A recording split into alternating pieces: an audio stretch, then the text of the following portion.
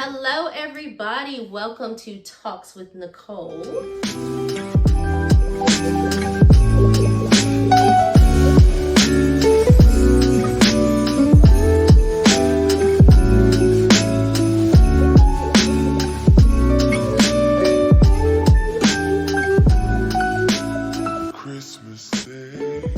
Appreciate everybody joining us.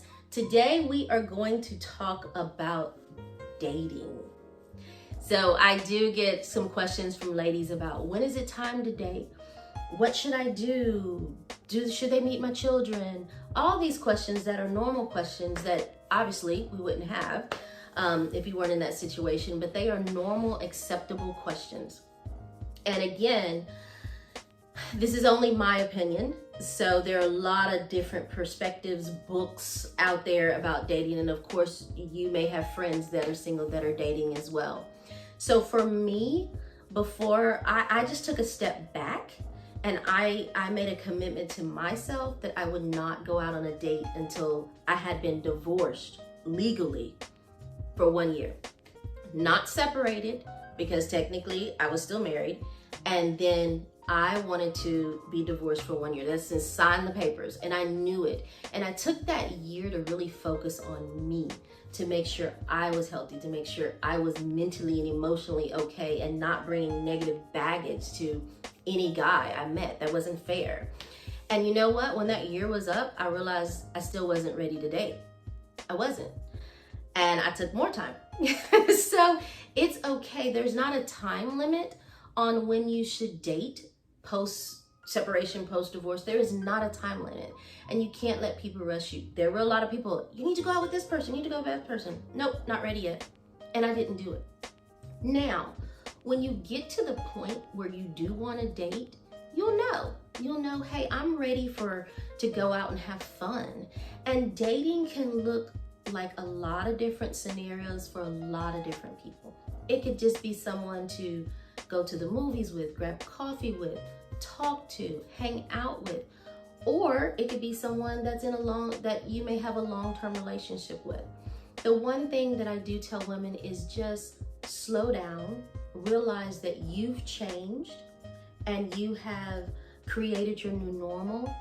You know, hopefully, what you want this time around, and you know if you even want a long-term relationship. You may not want one, and that's okay. Or maybe you do, and that's okay. Regardless of whatever your situation is, or what you want, or what you think you want, because it may change over time, just be honest with yourself and be honest with whoever that other person is. Look for those red flags, because everybody has red flags. Even us, everybody has red flags. And just pay attention to them. Do not ignore them because we tend to ignore them. And if they're red flags in the beginning, they're going to be red flags along the way. But then also realize, hey, is this okay? Think about your core values. That's what I tell ladies. A core value to me is my relationship with God. I enjoy and miss going to church. I miss being a part of a actual Bible study class. You know, that's important to me as I embark on this new chapter in my life. So, date one, I'm not asking, hey, what's your favorite Bible verse or anything like that. But I am, as I develop a relationship with someone and that may be serious, I'm looking to see, what are your core values? What is your relationship with God? How are you?